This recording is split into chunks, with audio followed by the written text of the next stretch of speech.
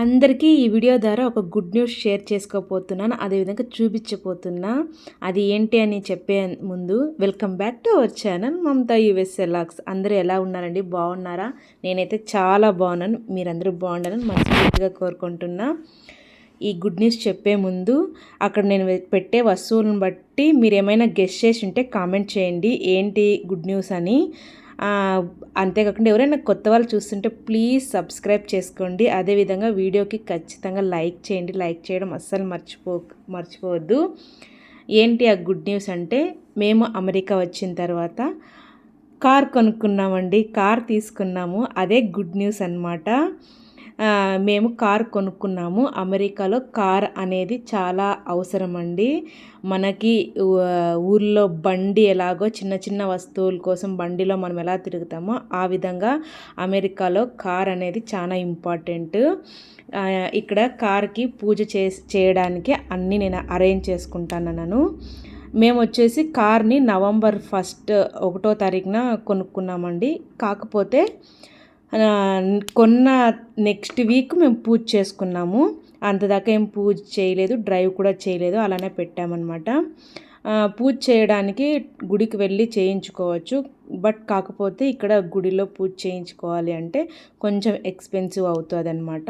అందుకని మా ఫ్రెండ్స్ అన్నారు, మేము కార్లు కొనుక్కున్నప్పుడు ఇంటి దగ్గరే మేమే ఓన్గా చేసేసుకున్నాము, అలానే చేసేసుకోండి, కావాలంటే నెక్స్ట్ మరి పోయి గుళ్ళో ఊరికే దర్శనం చేసుకొని రావచ్చులేండి అన్నారు. అందుకని సర్లే ఇంకా మనము అలానే చేద్దాము అని చెప్పి నేను అన్ని పూజకి అన్నీ అరేంజ్ చేసుకుంటున్నాను. అక్కడ గుమ్మడికాయ అన్నీ పెట్టుకున్నాను, నిమ్మకాయలు అన్నీ. కారు చూపించేస్తాను రండి. ఇదండి, ఇదే మన కారు. బాగుందా కారు? మీకు నచ్చిందా? మాకైతే నచ్చిందండి. ఈ కార్ వచ్చేసి బ్లాక్ కలర్ కార్ తీసుకున్నాము, హోండాయ్ ఎలంట్రా. ఇది వచ్చేసి మనకి సెకండ్ హ్యాండ్లో తీసుకున్నామండి. $12,600 పడిందనమాట. $12,600 అంటే మన ఇండియన్ కరెన్సీలో ఎంత ఉంటుందో కామెంట్ చేయండి. ఓకే, యాక్చువల్లీ మాకు ఈ సంవత్సరం కార్ తీసుకోవాలనే ఆలోచన అయితే ఉండిండలేదు. నెక్స్ట్ ఇయర్ తీసుకుందాము మార్చి ఏప్రిల్లో అని చెప్పి మేము ప్లాన్ చేసుకోయింటిమి.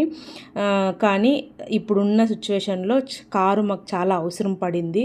ఎందుకంటే వింటర్ స్టార్ట్ అయింది కదా, చలికి చాలా ఇబ్బందిగా ఉంది. బయటకి ఇండియన్ స్టోర్కి, కాస్కోకి అలా వెళ్ళాలంటే నెలకి సరుకులు తీసుకోవాలన్నా, 15 డేస్కి ఒకసారి వెజ్జీస్ కొనుక్కోవాలన్నా, వెళ్ళాలంటే బయట వాళ్ళతో అడిగి వెళ్ళాలి, ఫ్రెండ్స్తో అడిగి వెళ్ళాలి అంటే ఇబ్బందే కదండి. ఎందుకంటే చలి చాలా ఉంటుంది. వాళ్ళైనా చలికి బయటకు రావాలంటే ఇబ్బంది పడతారు కదా. స్నో పడుతూ ఉంటుంది, మెయిన్ చలి కాదు కానీ స్నో పడుతూ ఉంటుంది. ఆ స్నోలో డ్రైవ్ చేసుకొని వెళ్ళడానికి చాలా ప్రాబ్లంగా ఉంటుంది. కాబట్టి అందరినీ అడగడం బాగుండదని చెప్పి ఇంకా కార్ కొనుక్కున్నాము.